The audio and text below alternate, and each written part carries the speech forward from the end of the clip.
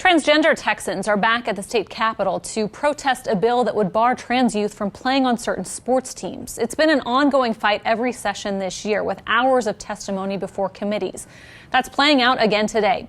Our Nikki Griswold joins us now live from the Capitol. And Nikki, what's the likelihood of this bill passing this time around?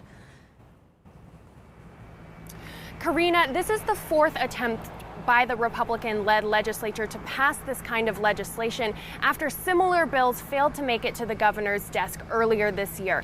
But this time around could be different because of where the bill is being heard today. Still, families of transgender kids say they are going to fight it every step of the way.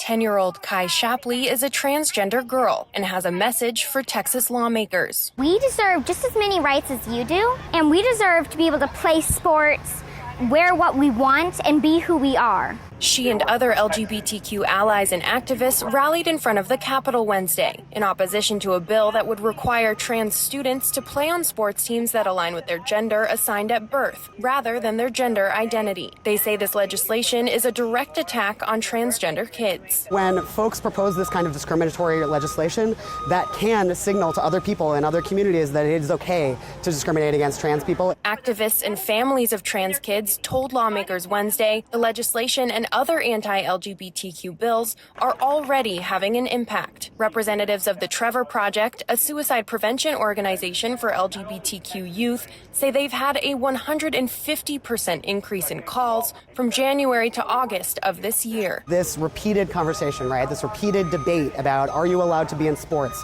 Are you allowed to go to the doctor and get gender-affirming care? Are you allowed to use the bathroom that you need to use at school? That has a really intense negative toll on LGBTQ youth's mental health, especially for trans and non-binary youth. Supporters of the bill say it's necessary to preserve fairness in girls' sports. You have biological men that are competing in women's sports, and they're taking away opportunities, they're taking away medals, and they're taking away awards from young ladies. We've got to protect our girls. But LGBTQ activists say that's a non-existent problem, and transgender kids just want to be able to participate in sports without fear of being attacked or invalidated. It gives them that feeling of belonging. They get to be with their friends.